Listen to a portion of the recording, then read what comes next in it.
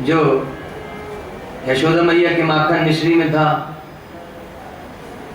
और यहाँ सब हैं, वसुदेव जी हैं, देवकी जी हैं, सब हैं, सारा नगर भरा पूरा। लेकिन पाऊं कहाँ यहाँ मैं वृषभानु की दुलारी। बोले वृषभानु की दुलारी राधिका जी को कहाँ पाऊं मैं? उनका दर्शन नहीं होता तो उनके बिना सब कुछ फीका फीका लगता।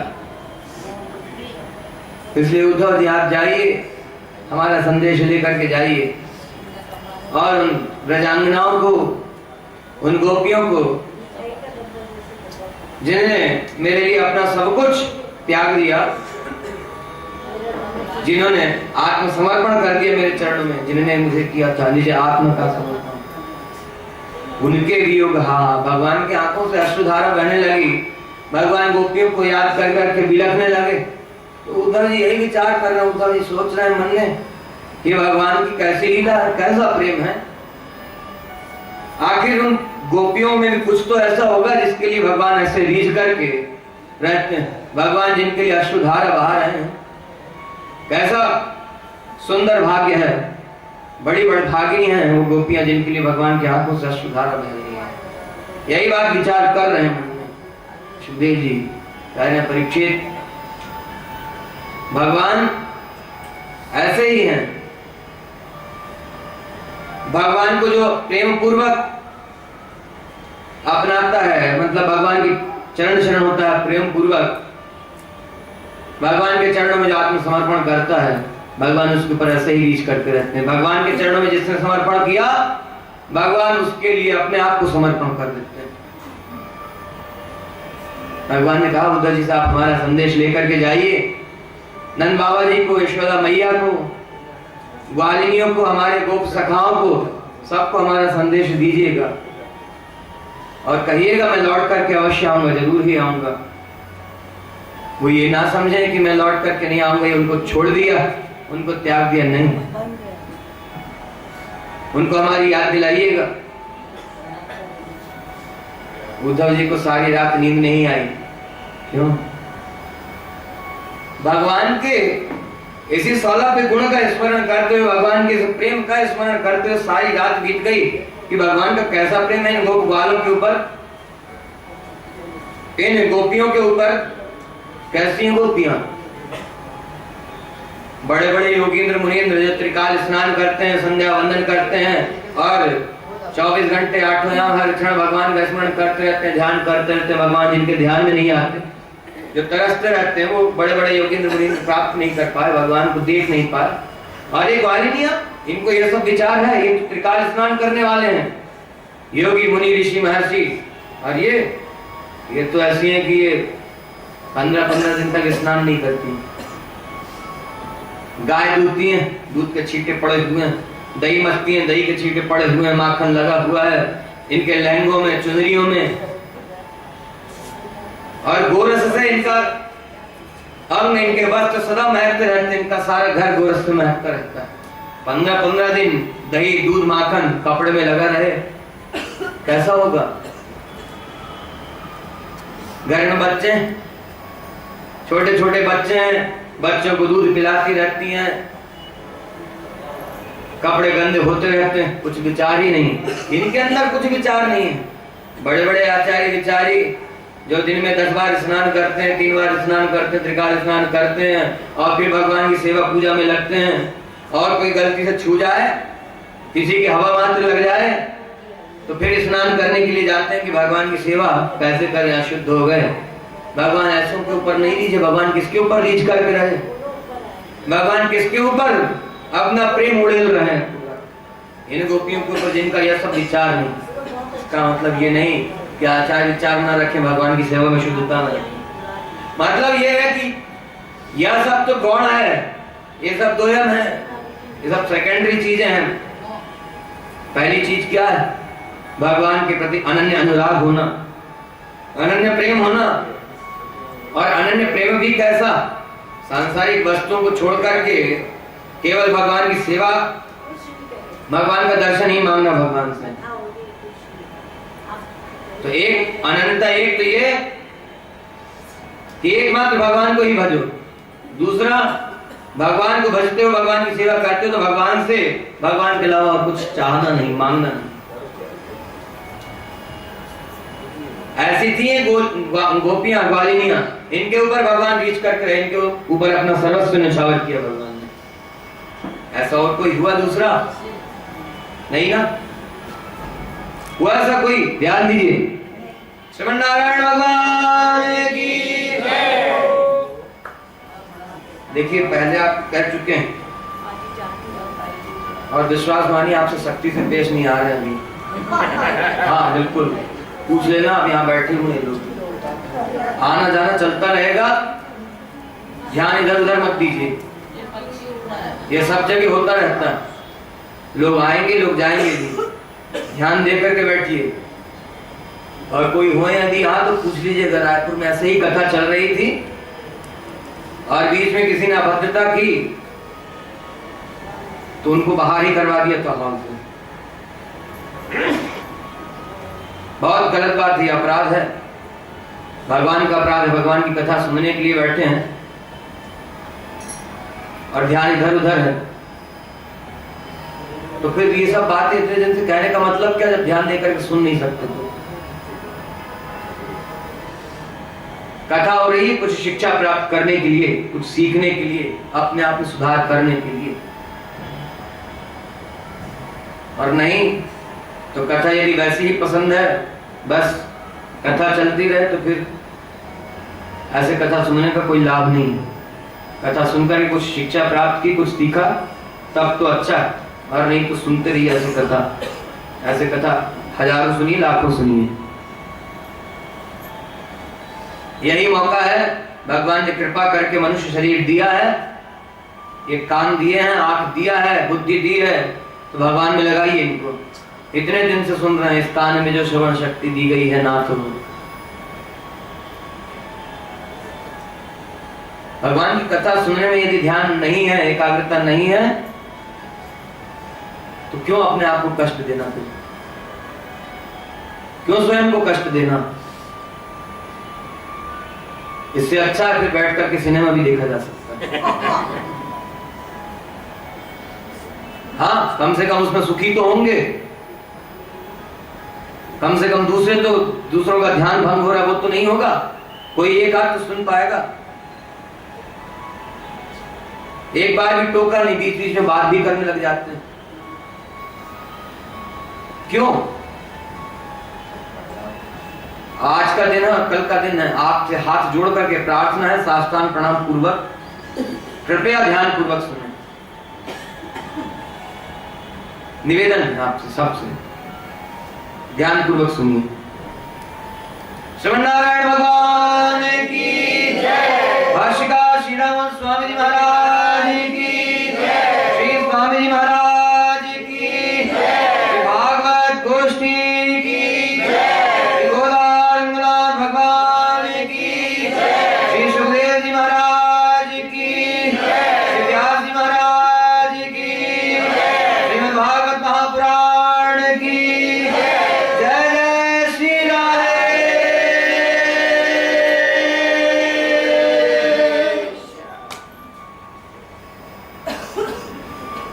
उद्धव जी सुबह उठ करके स्नान इत्यादि करके तैयार हुए, रथ पर सवार होकर के चल दिए गज की तरफ। और रास्ते भर यही विचार करते जा रहे हैं कि इन गोपियों ने, इन ग्वाल वालों ने ऐसा कौन सा पुण्य कर्म किया, इनका क्या सुकृत है जो भगवान इनके ऊपर ऐसी कृपा किए हुए हैं। क्यों? उद्धव जी बड़े ज्ञानी हैं, वेद वेदांत का ज्ञान है इनको, सब जानते हैं। ये तो भगवान को भगवान ही समझ रहे, परम परमात्मा है, जगत उद्धार के लिए, जगत कल्याण के लिए अवतार लिए हुए। कंस इत्यादि बड़े बड़े दुष्ट राक्षसों का, दैत्यों का वध किया, पृथ्वी का भार उतारने के लिए अवतार लिए हुए। और उद्धव जी के मन में यही बात है, भगवान के विषय में जानते तो हैं, लेकिन ऐसे ज्ञान का कोई अर्थ नहीं जो भगवान में प्रेम नहीं हुआ। तो ऐसे ज्ञान का कोई अर्थ नहीं, ऐसा ज्ञान किसी काम का नहीं। वो ज्ञान शुष्क ज्ञान है, जिसमें भक्ति ना हो, जिसमें भगवान के प्रति प्रेम ना हो। ऐसा सूखा ज्ञान किसी काम नहीं आएगा। सूखा आटा किसी काम का है? सूखा आटा किसी काम का है, फाँकते रहिए, क्या होगा? उसमें पानी मिला करके आटे को गूंथ करके तैयार करते हैं, सेंक करके। ज्ञान परिपक्व होना चाहिए, पका हुआ ज्ञान। ये गोपियों का ज्ञान पका हुआ परिपक्व ज्ञान है। ज्ञान की विपाक दशा वाली है ये, मतलब पका हुआ ज्ञान है इनका। परब्रह्म परमात्मा है, लेकिन परब्रह्म परमात्मा से ऐसा संबंध किस काम का जो भगवान ने प्रकट होकर के दर्शन नहीं दिया, आपने कर से अपने हाथों से स्पर्श नहीं किया, आपने स्पर्श प्रदान नहीं किया, और कृपा करके इस जीव से यदि सेवा नहीं दी, तो ऐसा ज्ञान किस काम का? ऐसा ज्ञान व्यर्थ है। इसी को कहा शुष्क ज्ञान, सूखा ज्ञान। कितना काम देगा ऐसा ज्ञान? किसी काम का नहीं, इससे कुछ लाभ होने वाला नहीं है। ज्ञान प्राप्त करके यदि भगवान के चरणों में अनन्य अनुराग होता है, ज्ञान प्राप्त करके, शिक्षा प्राप्त करके, संसार में जितनी भी शिक्षा है, जो भी विद्या, यह सब भगवान से संबंधित है। सारा ज्ञान भगवान से जोड़ करके देखिए, सारा ज्ञान भगवान को प्राप्त करने के लिए है। यह सब क्लास के जीवन से लेकर के पीजी तक पढ़ाई क्यों इतने वर्षों की? योग्य बनेंगे, लायक बनेंगे, धन कमाएंगे। विद्या ददाति विनयं विनयादयाति पात्रतां पात्रत्वा धनमाप्नोति धनात् धर्मं तथा सुखम। धर्म कार्य करेंगे तब सुख प्राप्त होगा। और धर्म कार्य करेंगे, कौन सा सुख प्राप्त करना है? तो धर्म कौन सा करना, ये भी सुन ही चुके हैं। जो धर्म भगवान से विमुख करने वाला हो, जिस धर्म से भगवान न मिलते हो, ऐसा धर्म नहीं। धर्म वो करो जिससे भगवान प्राप्त हो जाए और फिर मिल करके कभी छूटे ना, वो धर्म करना चाहिए। वही वास्तव में धर्म है। इतनी मेहनत करके, परिश्रम करके, 25-30 वर्षों का परिश्रम करके लायक बनता है, योग्य बनता है धन कमाने के लिए। और धन की सफलता तब है जो भगवान की सेवा में लगे। तो बाकी सांसारिक भोगों में यदि धन लगता है तो उसकी कोई सफलता नहीं। धन की सफलता भगवान की सेवा में लगने से है। इस तन की, इस शरीर की सफलता भगवान की मिल जाने में है। तन रचना है सफल सियावर के मिलने ते, लोचन रचना सफल निकट में आखिलने ते, वक्षस्थल तब सफल बिहारी बगल सुलावे, रसना है तब सफल राम से जब बतरावे, श्रवण उसी का सफल है। तन रचना है सफल सियावर के मिलने पे।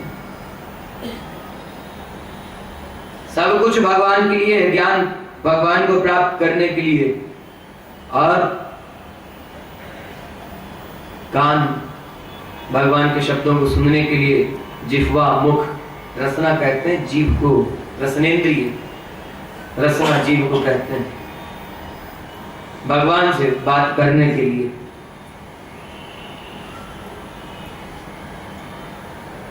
यही ज्ञान प्राप्त करने का अर्थ। यदि ऐसा ज्ञान है जो भगवान से विमुख कराता हो, जो भगवान को प्राप्त करने में बाधक हो, ऐसा ज्ञान ज्ञान नहीं, वो अज्ञान है, और उसके कारण दुर्गति ही होगी। अनंत जन्मों से ही करते आए हैं, अज्ञान के वश ही भगवान से विमुख रहे, भगवान की चरण शरण नहीं गए, भगवान से प्रेम नहीं किया, तो 84 लाख योनियों का चक्कर भोगना पड़ा। इसलिए अब मौका मिला, सुधार करना चाहिए और कीजिए सुधार। ध्यान पूर्वक सुनते रहिए, चिंतन मनन कीजिए और आचरण में उतारिए, भगवान से प्रेम कीजिए।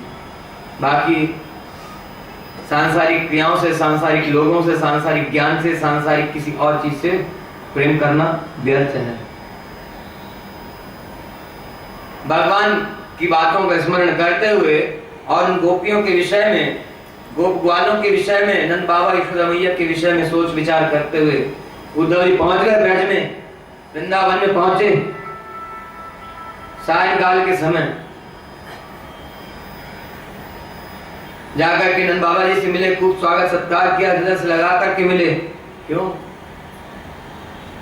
हमारे लाला कृष्ण का संदेशा लेकर के आए होंगे, कृष्ण का कुछ न कुछ समाचार लेकर के आए होंगे, उनके सखा हैं और मथुरा वासियों से बड़ा प्रेम रखते हैं। सब कुशल क्षेम पूछा, मथुरा नगर में सब सकुशल तो है, वह दुष्ट कंस मारा गया, अब प्रजा सुखी है, महाराज उग्रसेन भी सुखी हो गए। सब प्रश्न किए, उसके बाद पूछने लग गए नंद बाबा जी, अच्छा उद्धव जी बताइए, वो हमारा लाला कृष्ण कभी हमको याद करता है क्या?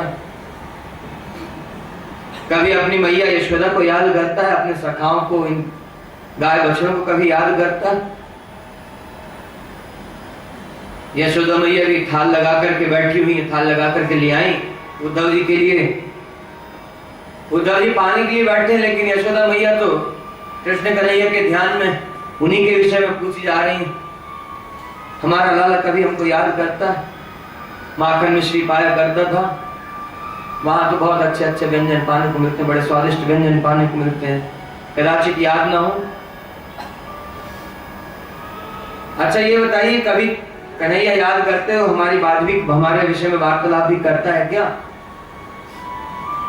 और याद करते करते यशोदा मैया बिलखने लग गई, रोने लग गई, आंखों से अश्रुधारा बहने लगी और पूछ रही है, ये बताइए उद्धव जी, हमने कन्हैया को बड़ा दुख दिया, बड़ा कष्ट दिया ना, इसलिए हमसे रूठ करके चला गया ना कन्हैया हमारा। उद्धव जी सुन रहे हैं, थाल सामने रखा हुआ, सारे दिन भर की यात्रा करके आए हैं रथ में, लेकिन उद्धव जी उधर भगवान की जो बातें थी, भगवान की बातों का स्मरण कर रहे हैं, इधर इन सब की बात सुन रहे हैं, नंद बाबा जी की, यशोदा मैया की। इसी फेर में पड़े हुए, इसी चक्कर में पड़े, उलझे हुए हैं। ये कैसा प्रेम है? उन परम परमात्मा के लिए भी भला कोई ऐसा प्रेम कर सकता है? फिर कभी मन में आता है वो भगवान है, चाहे जैसी लीला करें, भगवान की लीलाओं के विषय में क्या चिंतन कर सकते हैं, क्या विचार कर सकते हैं? यही सब विचार करते करते जैसे तैसे भोजन किया और सारी रात्रि इसी तरह से बीत गई। नंद बाबा और यशोदा मैया से बातचीत करते, वार्तालाप करते। नंद बाबा जी यशोदा मैया कन्हैया की एक एक लीला का स्मरण कर रहे हैं और उद्धव जी से कहते जाते हैं, हर एक लीला का वर्णन कर रहे हैं। उद्धव जी यही सोच रहे हैं कि आखिर जो कह रहे थे वो कृष्ण कन्हैया, वो परम परमात्मा जो कह रहे थे, उनका प्रेम इनके प्रति ऐसा, इनका प्रेम भी तो वैसा ही है, इनका भी किसी तरह से कमतर तो नहीं है, इनका प्रेम भी तो उनके लिए ऐसा ही है। सारी रात बीत गई, प्रातः काल के समय ग्वालिनियां सब जागी नींद से, नींद आता नहीं, बिस्तर पर पड़ी हुई है, कन्हैया को याद कर रही है। प्रातः काल जाग करके स्नान इत्यादि करके घर के बाहर चौक पूरती, दीप लगाती हैं, घर को स्वच्छ करती हैं, सुगंधित जल का छिड़काव करती हैं सारे घर में। क्यों? वह अभ्यास से पहले का वो भी छूटा थोड़ी, वह तो अब और ज्यादा हो गया। जिस तरह से कन्हैया की सेवा पहले किया करती थी, अब वह सेवा भाव तो और तीव्र हो गया, वह भक्ति भाव और तीव्र हो गया। यह प्रतिदिन का क्रम है। प्रातः काल उठ करके स्नान इत्यादि करके शुद्ध होकर के सारे घर को लीप पोत करके शुद्ध करती हैं, घर को सजाती हैं, चौक पूरती हैं। देखते हैं ना गाँव में आंगन में लीप दिया, उसके बाद सुंदर सुंदर चित्रकारी करते हैं अपने हाथ से गाँव में। ये सब पहले होता था। ये सब किसके लिए? भगवान के लिए। कृष्ण कन्हैया आएंगे कह करके गए थे, अभी उसकी आशा में कि कृष्ण कन्हैया ने कहा था 2 दिन में लौट करके आऊंगा। ठीक है, वो कृष्ण छलिया जरूर है, लेकिन इतना निर्दयी नहीं है कि हमें भूल ही जाए। याद तो अवश्य ही करता होगा, लौट करके आएगा, जरूर आएगा। आंगन लीप पोत करके तैयार किया, चौक पूरती हैं, सुगंधित जल का छिड़काव करती। कन्हैया आएंगे तो उनको सुख मिलना चाहिए, उनके स्वागत के लिए सारी तैयारी रोज करके रखती हैं। ये नित्य दिन का क्रम है। जब से कन्हैया मथुरा गए हो तब से प्रतिदिन का यही क्रम, और बाट जोड़ती रहती हैं। सुखदेव जी कह रहे हैं, परीक्षित ये सब प्रातः काल उठ करके अपने अपने द्वारों पर बाहर आई, यही सब तैयारियां कर रही थी। तो क्या देखती है नंदराय जी के द्वार पर एक सोने का रथ खड़ा हुआ, बड़ा कौतूहल हुआ, मन में बड़ी उत्कंठा हुई जानने की अब कौन आया है। सब इकट्ठी हो गई, एक जगह आपस में बातचीत करने लगी कि ये अब कौन आया। वो एक अक्रूर आया था, वास्तव में बड़ा क्रूर है, केवल नाम ही अक्रूर है। क्रूर मतलब बड़ा दुष्ट, निर्दयी, जिसके अंदर दया ना हो, जिसमें क्षमा ना हो, वो क्रूर कहलाता है। उसका नाम अक्रूर था, वो नाम का ही अक्रूर है, तो वास्तव में बड़ा क्रूर, हमारे प्राणों को हमसे हर करके लेगा। लेकिन हम उसकी आस में अब तक जीवन धारण की हुई है कि कभी तो लौट करके आएगा। आपस में यही सब बातचीत कर रही, कन्हैया की लीलाओं का स्मरण कर रही हैं। इतने में एक सखी बोल पड़ी, ये कौन आया? वह दुष्ट अक्रूर हमारे कन्हैया को लेकर के गया, हमारे प्राण प्रीतम को लेकर के गया। कन्हैया ने कंस का वध कर दिया, अब क्या उसका पिंडदान बाकी है? अब इसलिए हमको ले जाकर के उसका पिंडदान करना चाहता है। क्यों आ गया? इतने में क्या देखती हैं, सामने से नंदराज के भवन से उन्हीं कृष्ण कन्हैया की तरह श्याम वर्ण, पीतांबरधारी, अजान बाहु, लंबी लंबी घुटने तक भुजाएं, लंबे लंबे कान, उनमें सुंदर सुंदर कुंडल पहने हुए, काने तक लंबे लंबे घुंघराले बाल, माथे पर ऊर्ध्वपुंड तिलक धारण किए हुए, गले में सुंदर सुंदर हार श्रृंगार पहने हुए कोई पुरुष आ रहा है। सब बिल्कुल चकित हो गई, ये तो हमारे कन्हैया जैसे ही दिख रहा, लेकिन कन्हैया नहीं है। अपने कन्हैया को तो पहचानती। इसी विचार में पड़ी हुई, इतने में उद्धव जी पहुंच गए पास में, हाथ जोड़ करके, हाँ जय श्री कृष्ण।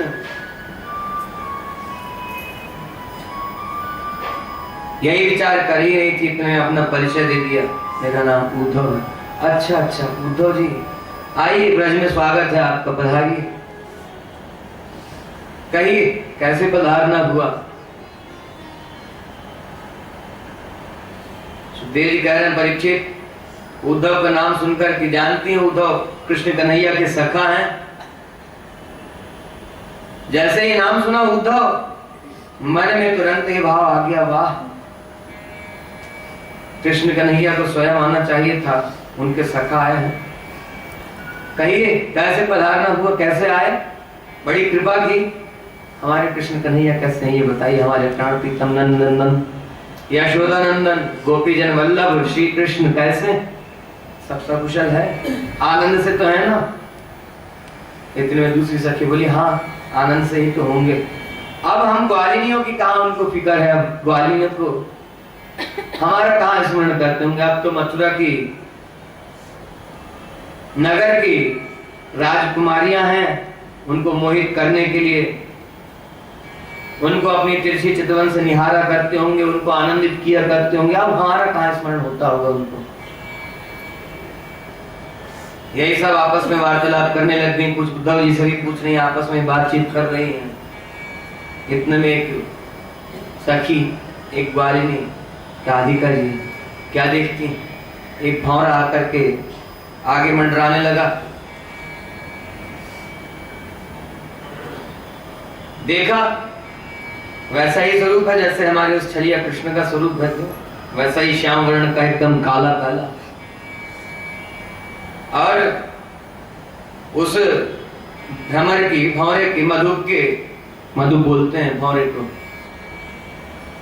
उसकी मूंछ पर पुष्पों का पराग लगा हुआ, पीला पीला पुष्प के अंदर जो केसर होता है वो लगा हुआ है। लेकिन क्या ये वही केसर है? क्या कह रही हैं? मधुपकितव बंधो मास्पृशांग्रिं सपत्न्या, कुछ विलुलित माला कुंकुमश्मश्रुभिर्नः, वहतु मधुपतिस्तं मानिनीनां प्रसादम्। यदुसदश्रीविडम्ब्यम् यस्य दूतस्त्वमेन्द्रे।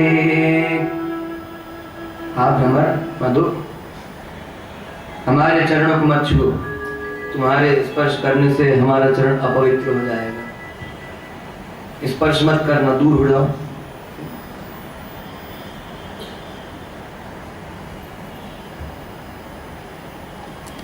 तुम उस छलिया कृष्ण के दूत ही बन करके आए हो, हम जानते हैं। तुम यह जो आचरण कर रहे हो, ऐसा मालूम होता है उस कृष्ण कन्हैया ने बहुत अच्छी तरह से तुमको सिखा कर शिक्षा दे करके भेजा। कहा जब कभी हम रूठ जाया करती थी तो वो ऐसे ही अनुनय विनय करने में बड़ा निपुण है, प्रार्थना निवेदन करने में बड़ा निपुण है, सबको मनाना जानता है और सबको छलना जानता है। छल ही तो किया हमारे साथ, कह करके गया था 2 दिन में लौट करके आएंगे, और लौट करके आया नहीं और दूत भेज दिया। स्वयं आनंद दूर रहा, दूत भेज दिया। घाव लगा हुआ है उसके ऊपर और नोन छिड़क रहे हो। कृष्ण कन्हैया के लिए कह रही हैं कि एक तो आ नहीं रहे और ऊपर से दूत भेज दिया, दूत के हाथ संदेश भेजा। क्या संदेश दोगे? हम जानते हैं तुम क्या कहना चाहते हो। तुम्हारे इस आचरण से ही हमको मालूम होता है। उसी तरह ये उद्धव, ये भी वैसे ही श्याम वर्ण का, ऐसा मालूम होता है जो श्याम वर्ण का बड़ा छलिया। क्यों? जो श्याम वर्ण वाला उसकी वाणी बड़ी मधुर होती है, मधुर मधुर वाणी से, मधुर मधुर बोली से हमको मोहित किया करता था और हम उसका स्वभाव भूल थोड़ी गई है कोई, जानती। हमसे कह करके जाता था तुम्हारे घर माखन पाने के लिए आएंगे और जाता था कहीं और। हमसे कहा रास रचाएंगे और हम पहुंची उसके पुकारने पर तो हमसे प्रश्न किया क्यों पधारी, लौट जाइए। ये कितना उचित था। और यह जो तुम्हारे श्मश्रु में, तुम्हारी मूंछों में केसर लगा हुआ है, कुमकुम लगा हुआ, हम जानती हैं हमारे चरण अपवित्र हो जाएंगे। क्यों? क्योंकि उन नंदनंदन कृष्ण की बनमाला में उन मथुरा की माननी कुमारियों के, वहां की स्त्रियों के वक्षस्थल पर लगा हुआ जो कुमकुम है, कृष्ण कन्हैया ने उनको अपनी अंकमालिका प्रदान की, अपने हृदय से लगाया, अपने शीघ्रता से लगाया, अपने हृदय से लगा करके उनसे भेंट की है। तो उनके स्तन पर, उनके वक्षस्थल पर लगा हुआ जो कुमकुम है, केशर है, वो कृष्ण कन्हैया के बनमाला में लग गया। और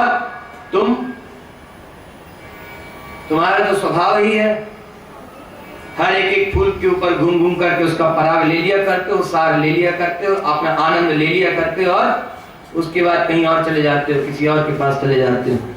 ऐसा ही स्वभाव उस छलिया कृष्ण का भी है।